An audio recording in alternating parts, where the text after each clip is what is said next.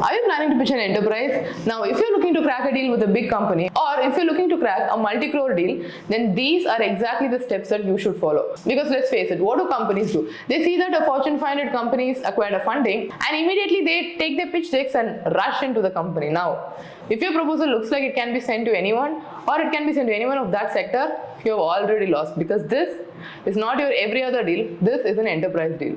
So in this video, let me break down the 3-layered structure that you should follow for proposal that will ensure that your deal gets closed.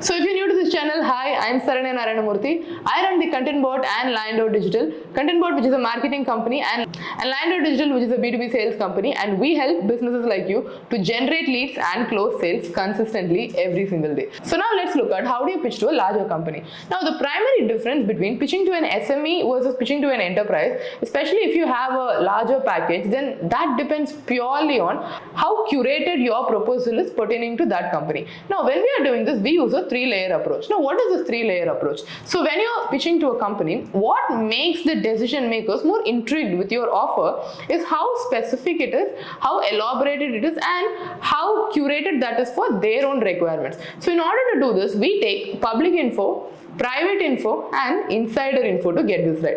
Now let me tell you what are the differences between it and what are some of the metrics that you can use. Firstly, when we talk about public info, take a detailed note of what kind of project the company runs, what type of people the company employs, what is their work culture like, what are the regular routine and rules that they follow, what are the demographics they fit into, what are their targets, what are their goals, what are their cultures, what are their interests, all of these generic things about the company.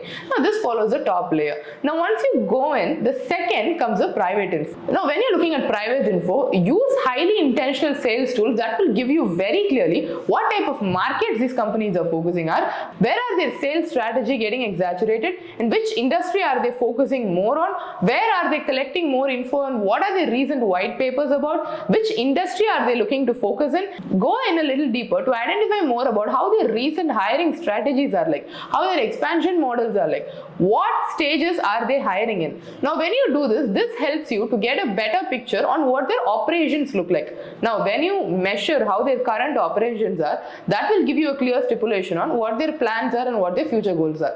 Always give a plan for the future, not based on what they are doing currently. So once after you get the public info, go in a little deeper to understand how their internal operations look like so that you can forecast what their next step is.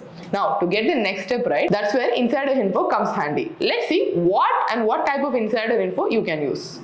Okay, let's face it, this insider info is the one that's hardest to get, but also this is the one that has the highest impact. Now to get this insider info, I would suggest take 2 things. One is where you know who are the primary decision makers of this company, who are the members whose words matter, or who do you think are the part of inner circle. Now follow these people carefully. Measure their digital footprint. What are the type of posts that they're recently engaging on? What is something that they're searching for on the internet? What types of ads are they seeing? What are their purchasing behavior looks like? So when you target these, you will find patterns, or you can find dots that you can connect. Second, look at their recent interviews. What type of events do they attend? Which podcast do they give appearance on? What do they speak about? Now when you look at their speech patterns a lot, you will again understand what their focus point is. You know what? There is a psychological behavior that will certainly come in handy. Let's say your brain is filled with a few things. You are researching a lot on one specific topic and you're going deep down into one thing. No matter which point you're talking about, no matter what topic you're concentrating on, your brain will naturally incline and push up thoughts with respect to one thing that you're working deep in. So if you are able to find the few topics that almost all decision makers are speaking about in common, then you know what is their next step. So to get insider info, you don't just need to have an inside man, but on top of that, you would also be in a place where you're able to do a deep research. Now, once both of these comes handy, once you know that, okay, you have private info and you have an insider info, using all of this, create a proposal. Because now, your proposal doesn't just look like a pitch deck, but it looks exactly like a work plan that that their inside man has created. Helps you to easily get the job. Now let's talk about how to create that proposal. So when you're making a proposal, make it simple and concise. So here's how you do it. Start with the greetings and the public info. So once after the initial general win is established, let's say you're congratulating them on a public win or telling something based on a public trigger, then move on to the private info. So this is where you establish, so since your company is working on so and so things, we believe your focus will be on XYZ. And once after that, then reference what is the insider information you have got. For example, so based on the insights from your CXO team, this is what we think will work the best for you. And then propose your offering in 1 or 2 statements and ask them for a follow-up meeting.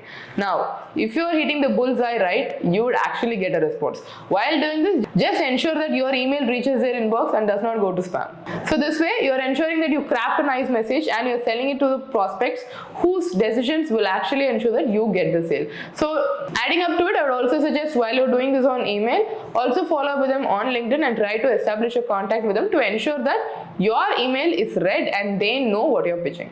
So when you follow this method, once you know that these are the 3 things that you put up in an email and then you send it to your prospect, your pitch is not just stronger, but it's most accurate for the prospect company that you're working with.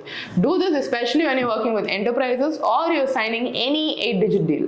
Because let's face it, for the deal that size, the efforts that you put here, if it materializes, gives you a huge win. So the next time you pitch a big company, ask yourself, is this effort worth it?